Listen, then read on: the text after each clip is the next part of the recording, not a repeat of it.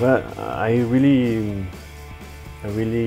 thought about today when I was looking to the catalog once again of the festival, and I was seeing these movies, where these 4 German movies, which were invited to the festival right now, this year, and I was somehow I was for me it seems almost to that this, or at least some of these, the majority of these movies, maybe they have been part of avant-garde, but avant-garde as a name or as a meaning for how to create environments in a theater where people can find some new ways, different ways how they can see the world outside of the theater.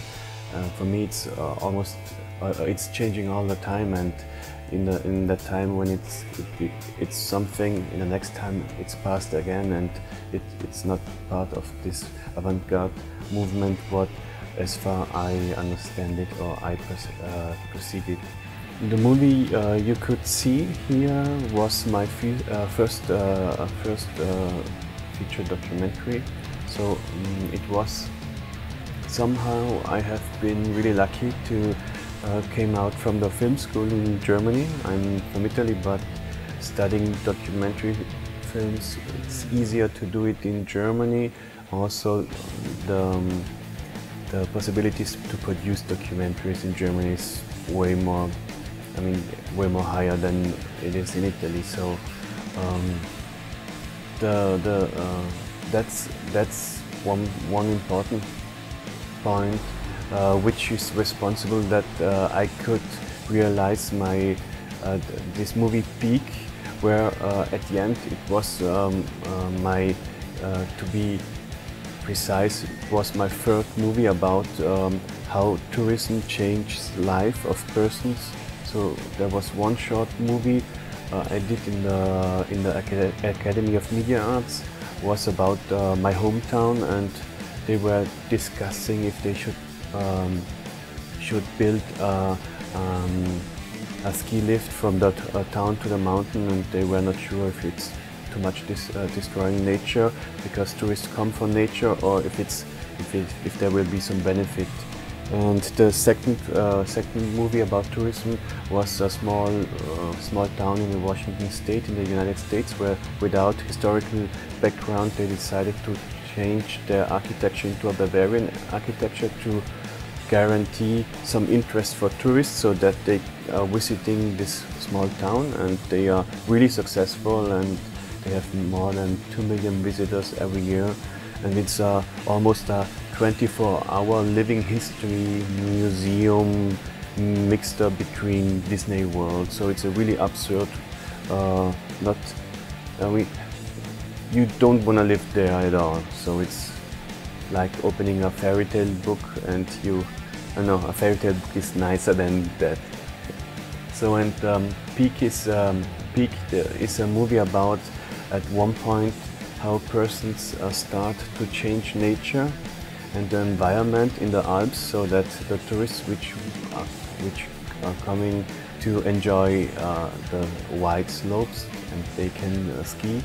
So they are producing wide slopes and snow artificially, because there is this climate changing going on.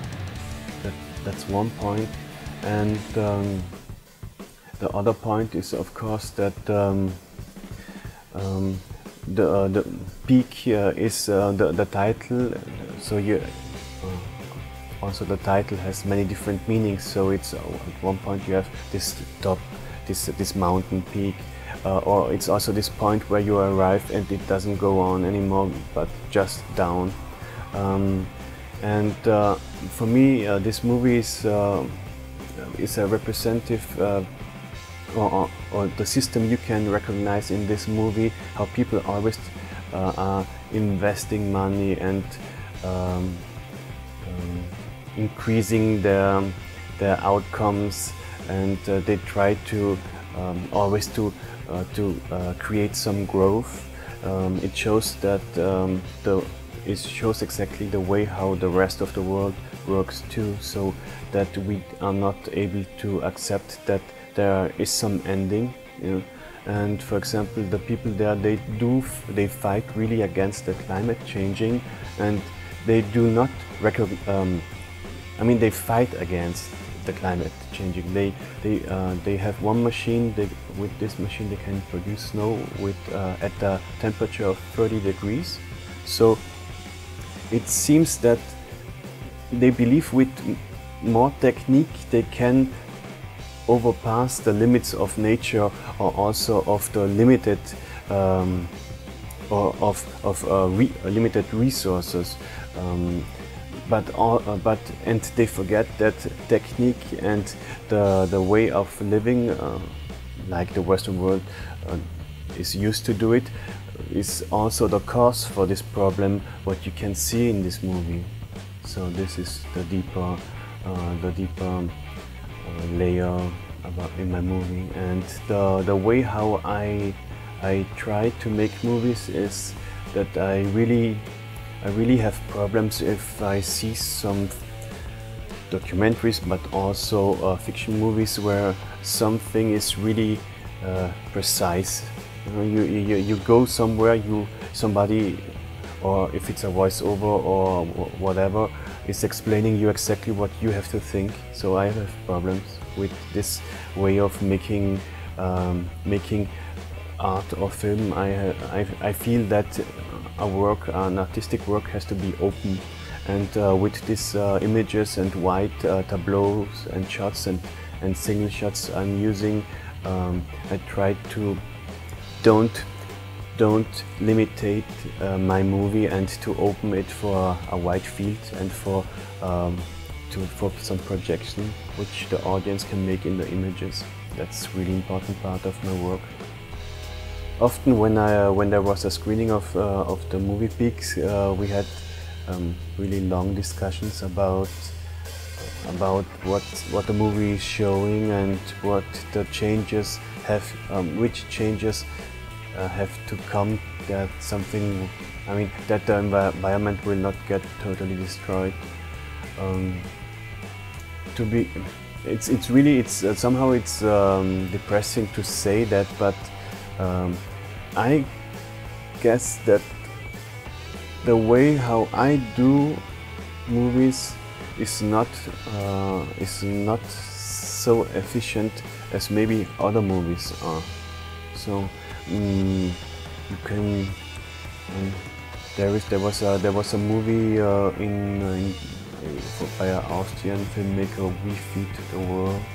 It was a documentary that was really, I would say it was like a propaganda, just from not from a huge company which wants to sell something, but a small guy who used the same system like they did to create some awareness that something is going on with our food and you have to be careful. I think that the way I do movies is more that it's hopefully I can create some thoughts in that person, so that they will, of course, not go on street and make some demonstrations or something like this, but it's a process. It's a process, and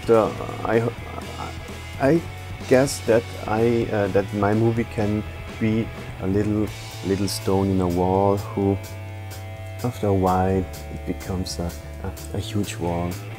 It's not something bombastic. I do also not believe that bombastic things have a long life. They come, it's like an explosion. They come, they explode, they change everything, and after a while everything gets back to normality. So that's not something what I think it's the way I want to go. So if I try to find movies or directors where I got really influenced, or where the way how I saw the profession of a movie maker, when it changed, where for sure At the beginning, I would say at the beginning really was James Benning with several movies. I studied in a school where a commissioning editor was co-producing his movies. That's also how James Benning could realize the movies in the 90s, mostly with the German television channel WDR, it's a huge channel. And he has one trilogy, and it's El Valley Center. It's about the Death Valley and Los Angeles, but also the surrounding.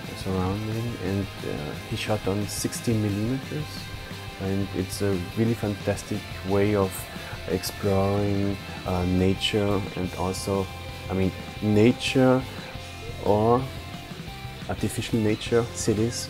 So, and another director, and he died this year in April. His name is Michael Glavoga, and probably my most favorite movie is Mega Cities. It's one huge trip around the world.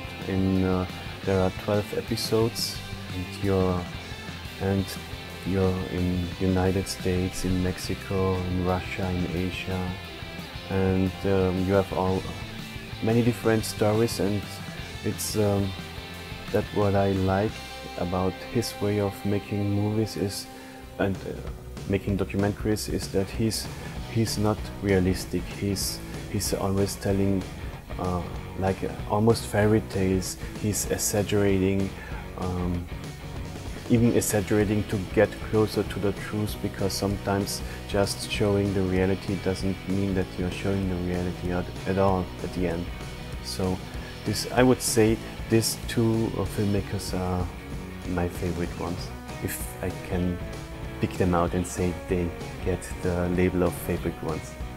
Unfortunately, I'm here for a really short time, and the festival, compared to other festivals I know, it's really long. You have so many days of screenings, and that gives me not the huge possibility to see so many movies.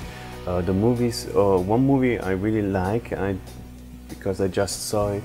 I saw the movie is Horse Money from the director, Pedro.